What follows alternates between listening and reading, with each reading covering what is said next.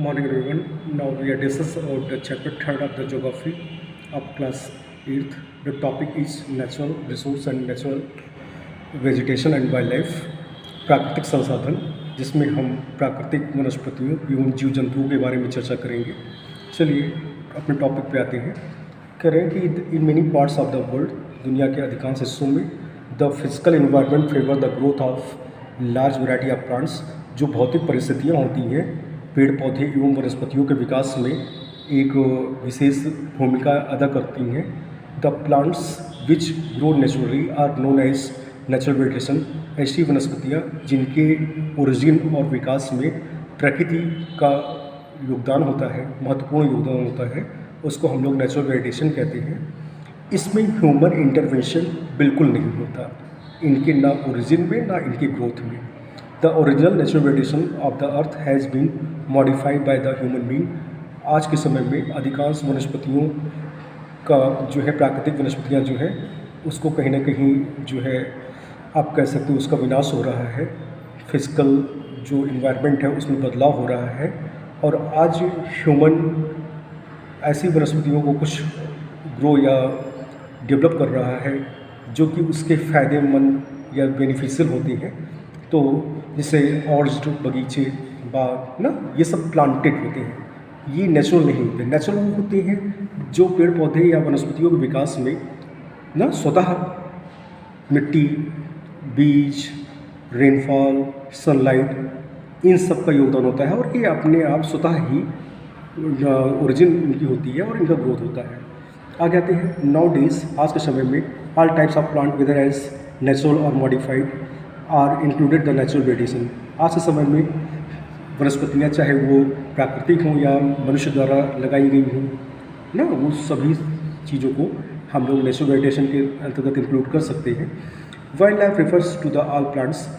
Wild life मतलब जो है आप कह सकते हो वन्य जीवन में हम पेड़ पौधों को, एनिमल्स, जीव जंतुओं को, बर्ड्स, चिड़ियों को ना, ऑर्गेनिज्म, कीड़े मकोड़ों या और सभी चीज़ों को इसमें मतलब जो है आप कह सकते हो वाइल्ड लाइफ में इंक्लूड कर सकते हैं। Which live in their natural habitat, जो कि अपनी प्राकृतिक जो है अधिवास में रहते हैं। हैबिटेट माने अधिवास में रहते हैं। आगे आते हैं। करें कि natural vegetation and wild life are found in the narrow zone where the lithosphere, hydrosphere and atmosphere meet and intact. This narrow zone is called the biosphere. देखिए, बायोस्फीयर माने जीवमंडल, biosphere is a narrow zone, एक पतली सक्रिय area होता है या इलाका होता है जहाँ पे लाइथोस्फीयर, हाइड्रोस्फीयर और एटमॉस्फेयर तीनों मिलते हैं। इसको हम लोग जीवमंडल कहते हैं, जहाँ पे जो है आप कह सकते हो जीव जंतु या लाइफ एग्जिस्ट होती है। आगे आते हैं। ऑल ऑर्गेनिज्म, सभी मतलब जो है जीव जंतु, whether they belong to the plant and animal kingdom, interact with the each other. They are also interdependent on the each other for their survival. The interaction between the organism and their physical environment in a particular area is referred to ecosystem. Ecosystem माने पारिस्थितिकी तंत्र ना। पारिस्थितिकी तंत्र क्या होता है? जो फिजिकल इन्वायरमेंट होती है और वहाँ पे पाए जाने वाले जीव जंतु, पेड़ पौधों ना के बीच में जो अंतर संबंध होते हैं, जो इंटर रिलेशनशिप होते हैं ना, इसी के संबंधों को जो है हम लोग पारिस्थितिकी तंत्र कहते हैं। फिजिकल एनवायरनमेंट ना का जीव जंतुओं, पेड़ पौधों के मध्य जो अंतर संबंध होता है, इसको हम लोग इकोसिस्टम कहते हैं। आगे आते हैं। Natural vegetation and wild life are very important.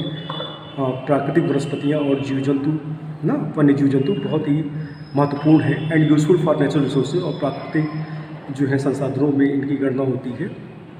आगे आते हैं। The vegetation provides the wood, वनस्पतियाँ हमको लकड़ियाँ देती हैं, विच में be used either as a timber और फायरवुड, जिसका इस्तेमाल हम लकड़ी के फर्नीचर बनाने में या ईंधन मतलब खाना पकाने या अन्य चीज़ों में करते हैं।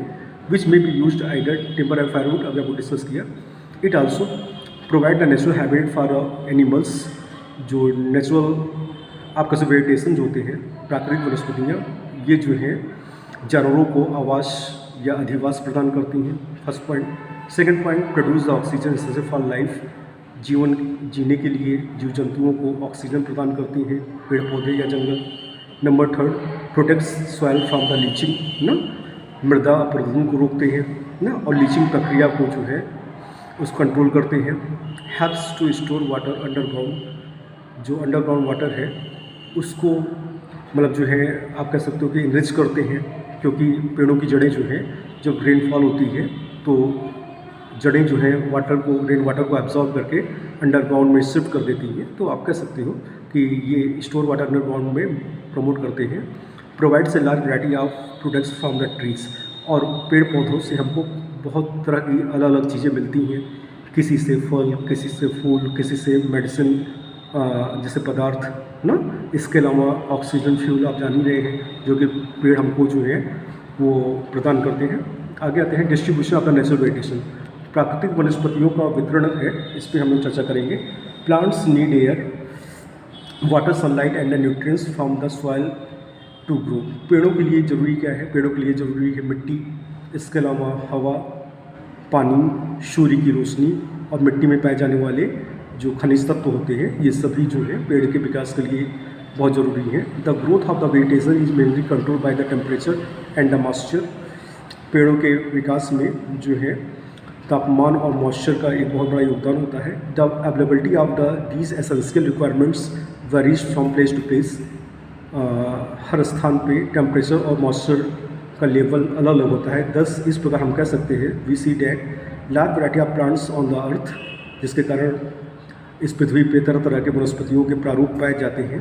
We can broadly classify the natural vegetation in the forest, grassland and shrub. हम जो है नेचुरल वेजिटेशन को तीन मुख्य रूपों में डिवाइड कर सकते हैं। नंबर वन फॉरेस्ट, जंगल में, नंबर सेकंड ग्रासलैंड में, नंबर थर्ड सब्ज बने झाड़ियों के रूप में, झाड़ झंगाड़ या झाड़ियाँ जिसको कहते हैं उसको, मतलब जो है ये तीन प्रकार की नेचुरल वेजिटेशन जो होती हैं वो पाई जाती हैं। आगे आते हैं नंबर वन फॉरेस्ट। फॉरेस्ट मतलब जंगल, ये क्या होते हैं? The cluster of trees, cluster माने झुंड या ग्रुप या समूह, पेड़ों का समूह, which grow close to each other, जो कि जहाँ पेड़ एक दूसरे के समीप में होते हैं, आर कॉल्ड फॉरेस्ट, जिसको हम जंगल कहते हैं। They grow in hot and humid climate, ये हॉट एंड ह्यूमिड जहाँ पे गर्म और आर्द्रता युक्त माहौल या मौसम होता है वहाँ पे ये जंगल पाए जाते हैं। The true forest is one of the which trees grow too close to the one another and their canopy touched.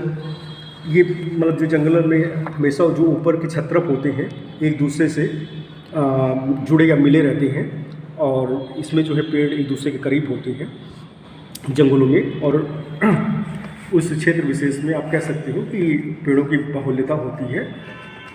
आ कहते हैं forest are not found in the regions that are too hot और too cold.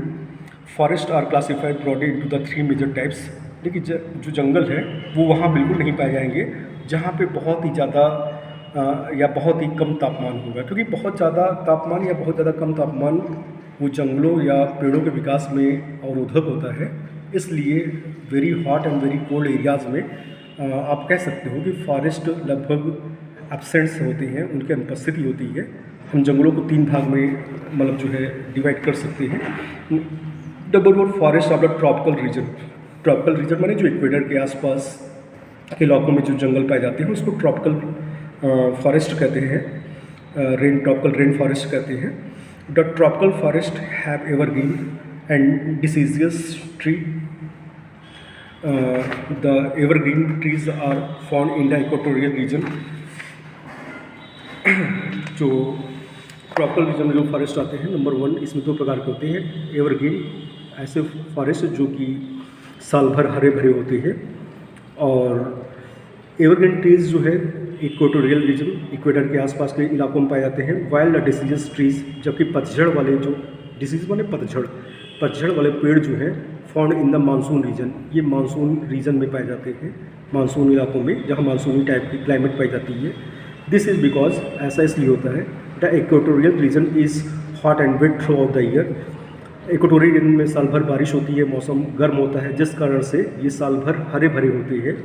While the monsoon region has distinct dry season, जबकि monsoon region में, monsoon क्षेत्र में कुछ समय होता है जिसमें कि सूखा या ड्राइनेस होती है, जिस कारण जो है पत्तियां जो है उन पेड़ों की आप कह सकते हो गिर जाती हैं और नई पत्तियां ले लेती हैं। The equatorial forest have largest variety of the trees species. Equatorial forest में पेड़ों की विविधताएं होती हैं, तरह तरह के विभिन्न विभिन्न प्रकार के वृक्ष पाए जाते हैं। Thus the commercial exploitation of difficult. इन जंगलों का जो है व्यावसायिक उपयोग ना कठिन होता है, क्योंकि इस पेड़ की लकड़ियाँ जंगलों में लकड़ियाँ बड़ी हार्ड होती हैं और ये जंगल बहुत डेंस होते हैं, जहाँ पहुँचना बहुत ही कठिन काम होता है। The main trees species found in equatorial forest. कौन कौन से पेड़ पाए जाते हैं जो इक्वेटोरियल फॉरेस्ट में पाए जाते हैं? वो है इबोनी, महोगनी, रोजवुड, रबड़ एंड ना ये सब पेड़ जो है आयरनवुड, ये सभी जो है ट्रॉपिकल एवरग्रीन फॉरेस्ट में पाए जाते हैं। इनकी लकड़ियाँ बहुत हार्ड होती हैं, जंगल बहुत ही डेंस होते हैं, बहुत घने होते हैं ना, साल भर हरे भरे होते हैं। The number of trees species is less in the monsoon forest but there is a dense of undergrowth. The trees shed their leaves during the dry season. जो मानसून क्षेत्र में जो फॉरेस्ट होते हैं, मानसून क्लाइमेट वाले क्षेत्र में, जलवायु वाले क्षेत्र में, ये भी घने होते हैं, लेकिन इसमें एक जो है आप कह सकते हो कि एक समय होता है जिसमें कि पेड़ अपनी पत्तियों को गिरा देते हैं, और जिसको हम लोग पतझड़ वाला महीना भी कहते हैं। पतझड़ आने के मतलब आते समय मतलब जो है पेड़ अपनी पत्तियां पुरानी गिरा देते हैं और नई पत्तियों को ले लेते हैं। The trees shed their leaves during the dry season. The main trees found in these forest are, जो मानसून फॉरेस्ट में जो मतलब पेड़ पाए जाते हैं उनमें खास तौर पे साल, टीक, शीशम, सैंडलवुड, बम्बू, ये सब पेड़ के प्रकार हैं जो मानसूनी टाइप ऑफ क्लाइमेट में ये सब पेड़ पाए जाते हैं। ये पेड़ की लकड़ियाँ कॉमर्शियली पर्पज़ से बहुत उपजाऊ होती हैं ना, ये कंपेयर में कम डेंस होते हैं, लेकिन इनकी लकड़ियाँ बहुत ही वैल्यूएबल और कॉमर्शियल पर्पज़ से यूजेबल होती हैं। आगे आते हैं, नंबर सेकंड है forest of the temperate region. Temperate region में जो जंगल पाए जाते हैं उसके बारे में हमको पढ़ना है। इन द टेम्परेट रीजन में विंटर्स आर वाइल्ड, जो ठंड होती है वो हल्की होती है, एंड रेनफॉल इज मॉडरेट। यहाँ पे जो है जाड़े में वर्षा होती है टेम्परेट रीजन में, अपने जैसे कि ट्रॉपिकल में गर्मियों के आसपास वर्षा होती है। द फॉरेस्ट हैव ट्रीज, यहाँ जो जंगल में जो पेड़ पाए जाते हैं, स्टब्स एंड बुशेस ना, मतलब जंगलों के अलावा यहाँ पे झाड़ियाँ या आप कह लो कि छोटे मतलब जो है झंकाड़ मतलब जाड़ी जैसे मतलब पेड़ छोटे जो कि होते हैं वो सब पाए जाते हैं। There is less undergrowth, यहाँ पेड़ों के निचले इलाकों में आप कह सकते हो विविधताएँ नहीं पाई जाती हैं अन्य पेड़ों की। Most of the trees are deciduous, अधिकांश जो पेड़ होते हैं वो अपनी पत्तियों को गिरा देते हैं। Which share delivery in the autumn season, और ये लोग यहाँ पे जो पेड़ अपनी पत्तियाँ गिराते हैं वो गर्मी से बचने के लिए नहीं बल्कि ठंड से बचने के लिए ना, दोनों में अंतर है। जो मानसून रीजन में जो पेड़ अपनी पत्तियाँ गिराते हैं वो गर्मी से बचने के लिए गिराते हैं, और जो टेम्परेट रीजन में जो डिसीजस फॉरेस्ट होते हैं वो ठंड से बचने के लिए ना शरद ऋतु में अपनी पत्तियों को गिरा देते हैं। इन सम एरियाज, कुछ इलाकों में the deciduous trees are replaced by the coniferous trees ना, कई इलाकों में आप कह सकते हो कि कोनिफेरस ट्रीज को रिप्लेस किया गया है डिसीज ट्रीज की जगह। The main trees found in these forest are, यहाँ पे जो जो पेड़ पाए जाते हैं उनमें oak, ash, beech, poplar, elm and pine, ये सब पेड़ के नाम हैं जो कि आप कह लो कि टेम्परेट रीजन में पाए जाते हैं। इन मेनी एरियाज, कई इलाकों में कई जगहों पे फॉरेस्ट हैव बीन क्लियर्ड, लोगों ने जंगल को काट दिया है to make the way for cultivation, कृषि के लिए, कृषि के विस्तार के लिए लोगों ने इन जंगलों या पेड़ों को काटा है। Hardwood evergreen trees which are widely spaced are found in the Mediterranean region. The important trees found in the Mediterranean region are Mediterranean sea जो है उसके चारों ओर जो ज़मीन या जो इलाके हैं वहाँ पे जो वनस्पतियाँ पाई जाती हैं उसको हम लोग जो है मेडिटेरियन टाइप्स ऑफ ट्रीज़ के नाम से जानते हैं। इसमें खासतौर पर olive, cork, oak, stone, pine ऐसे पेड़ के नाम हैं जो कि ये पाए जाते हैं। देखिए एक्चुअली में मेडिटेरियन सी के आसपास जो साइट्रस फ्रूट, जो खट्टे रसदार फल होते हैं, उनकी खेती या बागवानी भी बहुत होती है मेडिटेरियन सी के आसपास के इलाकों में ना, रीजन में। साइट्रस बने खट्टे, संतरा, मौसम्बी ना, अंगूर, ये सब जो है भी उनकी बागवानी होती है। इसके अलावा जो ऑलिव को जैतून कहते हैं, जिसकी तेल की हड्डियाँ बच्चों को लगाते हैं हड्डी मजबूत करने में ना। कॉर्क है, ओक है, स्टोन पाइन है, ये सब जो चीज़ें हैं पेड़ आपके मेडिटेरियन रीजन में पाए जाते हैं। आगे आते हैं forest in the taiga region. Taiga region जो है, जो 50 degree north to 70 degree north के बीच में जो क्षेत्र पाया जाता है उसको टाइगर रीजन कहते हैं। तो taiga forest belt extend between the 50 degree north to the 70 degree north, 50 से 70 डिग्री नॉर्थ के बीच में जो इलाके हैं वहाँ जो जंगल पाए जाते हैं उसे टाइगर फॉरेस्ट बेल्ट कहते हैं। Coniferous forest are found in this belt, यहाँ पे कोनीफेरस फॉरेस्ट पाए जाते हैं। कोनीफेरस फॉरेस्ट का ऊपरी हिस्सा जो है नुकीला होता है ना। यहाँ ये पेड़ अमूमन बहुत ठंड इलाकों में पाए जाते हैं। यहाँ पे बर्फबारी भी होती है, जो कि पेड़ों के ऊपर जब बर्फ़ गिरती है तो वो स्लाइड होकर के नीचे की ओर गिर जाती है। ऊपर पेड़ का ऊपरी हिस्सा जो है नुकीला, जैसे क्रिसमस ट्री जैसा होता है उस मॉडल होता है। कोनीफेरस ट्री आर एवरग्रीन, ये साल भर हरे भरे होते हैं। टाल एंड हैव स्ट्रेट ट्रंक, लंबे होते हैं ना, उनके तने को ऊपर होते हैं। निडल से लिप्स, पत्ती जैसी वो पत्ती जो है निडल माने सुई जैसी संरचना में होती हैं ना, पत्ती जो है निडल शेप में होती हैं। However some deciduous trees like larch are also found, यहाँ पे कुछ पतझड़ वाले भी पेड़ पाए जाते हैं जिसमें कि लार्च होता है ना। कहाँ पे? टाइगर रीजन में। There is a no undergrowth, यहाँ पे ज़मीन में ना आप कह लो कि मुख्य पेड़ के अलावा दूसरे पेड़ों की अनुपस्थिति ही होती है, झाड़ियों का मतलब छोटे पेड़ों की। ओनली 1 or 2 trees species are found pure stands. The main trees found in the taiga region are, taiga region में जो पेड़ मतलब पाए जाते हैं उसमें डॉगलस फर, स्क्लेमस Sitka, spruce, larch and redwood, ये सब पेड़ पाए जाते हैं आपके टाइगर रीजन में। और यहाँ पे जो पेड़ होते हैं ना वो लंबे ज़्यादा होते हैं, वो मतलब जो है जैसे ट्रंक, मतलब जो उनके जो तने होते हैं पतले और मतलब जो है लंबे, मतलब ऊपर की ओर ना ज़्यादा हाइट की होती है टाइगर रीजन में ना। ये पेड़ ज़्यादा भारी तो नहीं होते हैं लेकिन पतले और लंबे ज़्यादा होते हैं। ग्रासलैंड करें कि the location and extent of the grassland depend on the total amount of rainfall and the seasonal distribution. देखिए ग्रासलैंड ये डिपेंड करता है कि उस क्षेत्र में रेनफॉल का क्या डिस्ट्रीब्यूशन है, वितरण क्या है ना, वहाँ की जो है लैंड मतलब जो है कैसी है ना, ये कई चीज़ें होती हैं जो कि ग्रास लैंड के डेवलपमेंट या उनके ग्रोथ पे डिपेंड करती हैं। As the amount of rainfall decrease, जहाँ पे कम मात्रा में रेनफॉल होगी, the forest cover become the less dense ना and grasses grow between the scattered tree, वहाँ पे जो है पेड़ पौधों की मतलब जो है कमी होगी, इक्का दुक्का पेड़ पौधे ही पाए जाएंगे और दूर दूर तक आपको घास के मैदान जो है दिखेंगे। The grass land cover about half of the area of the world, दुनिया के लगभग आधे हिस्सों में घास के मैदान आपको देखे जा सकते हैं ना, एक्सक्लूडिंग अंटार्कटिका, अंटार्कटिका को छोड़ करके। अंटार्कटिका क्योंकि आप जानते हैं कि वहाँ बर्फ़ जमी हुई है, अंटार्कटिका में बर्फ़ जमी हुई है, तो जितनी इलाकों में बर्फ़ नहीं है जहाँ पे आप कह लो कि इंसान की बस्तियाँ हैं, उन सब के आधे इलाकों में घास के मैदान आप देख सकते हैं, पाए जाते हैं। The grass land of the world are broadly classified into the 2 major type. घास के मैदान को हम लोग 2 हिस्सों में बांट सकते हैं, 2 भागों में बांट सकते हैं। नंबर 1 ट्रॉपिकल ग्रासलैंड और टेम्परेट ग्रासलैंड। चले आते हैं। Tropical grassland are found between the equatorial forest and the tropical desert. ये जो है ट्रॉपिकल ग्रासलैंड जो है इक्वेटोरियल फॉरेस्ट और ट्रॉपिकल डिजर्ट के बीच में पाए जाते हैं। This area receives moderate rainfall, यहाँ पे औसत दर्जे की जो है आपका से रेनफॉल होती है, वो भी समर सीजन में, गर्मी के महीनों में। This area also experience the distant dry season, यहाँ पे अधिकांश मौसम जो है महीने जो है सूखे होते हैं। दस इस कारण से toll grasses grow in such area ना, लंबी लंबी घासें देखी जा सकती हैं इस इलाकों में। This grassland are called the savanna, इस घासलैंड को, घास के मैदान को यहाँ पे सवाना कहते हैं। They are found in almost every continent, ये लगभग सभी महाद्वीपों में पाई जाती हैं इस प्रकार की घासें। They are found in the almost every continent ना।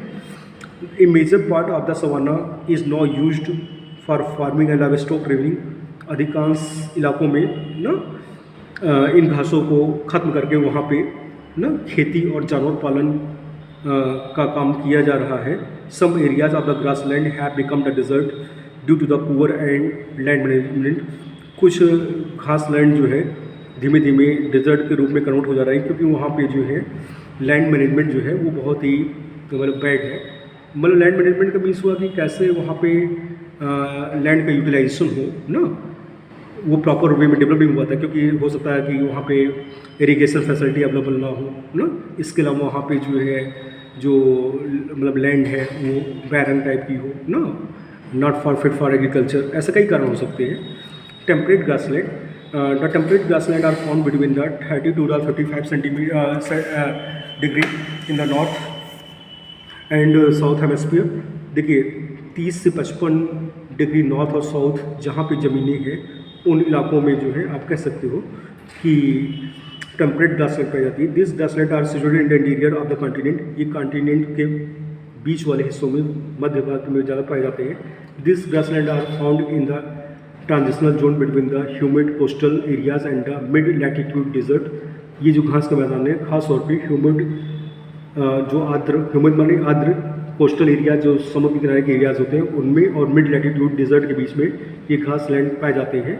मध्य अक्षांशीय रेगिस्तान, मध्य अक्षांशीय रेगिस्तान और आर्द्र समुद्र तटीय इलाकों के बीच में इंटीरियर पार्ट में ये घास के मैदान पाए जाते हैं।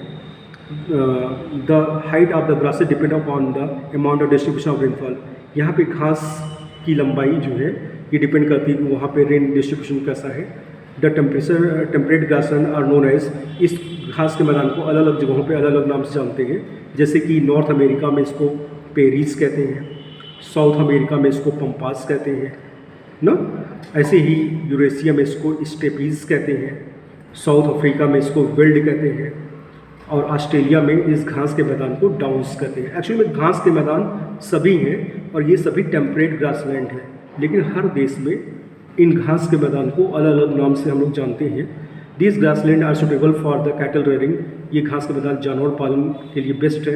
A large scale cultivation of wheat and मेज, और यहाँ पे लंबे पैमाने पे आप कह लो कि गेहूँ और मक्के की खेती होती है, गेहूँ या मक्के की खेती की जाती है। इसके अलावा आते हैं सब्स माने झाड़ियाँ ना, जो छोटे प्लांट पाए जाते हैं। Subs grow in areas very high, ऊंचाई वाले इलाकों में सब्स पाए जाते हैं।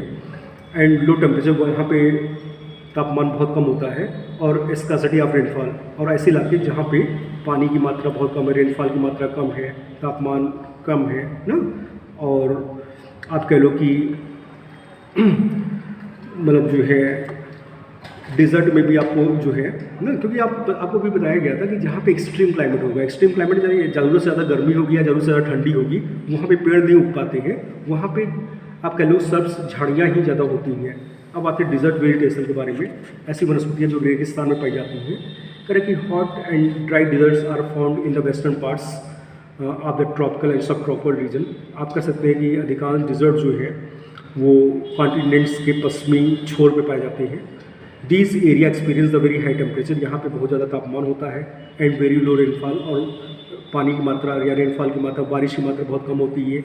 देयरफॉर हालांकि the vegetation of this area has thorn ना, यहाँ जो पेड़ पौधे होते हैं उनमें कटीले पेड़ पौधे पाए जाते हैं। खासतौर पे वैक्स कोटेड लीव्स, जो पत्तियाँ होती हैं उसमें जैसे वैक्स या मोम की परत जैसे बिछी हो ऐसा लगता है। थिक एंड स्पंजी स्टम, उनके जो तने होते हैं ना वो मोटे होते हैं और जैसे स्पंजी टाइप के होते हैं, जैसे उसमें वाटर का ये सब भरा हो। एंड लॉन्ग रूट्स, और इन पेड़ों की जड़ें जो होती हैं बहुत नीचे होती हैं ना, क्योंकि आप जानते हैं कि इनकी जड़ें ही ना पानी की खोज में या पानी के सर्च में नीचे तक जाती हैं।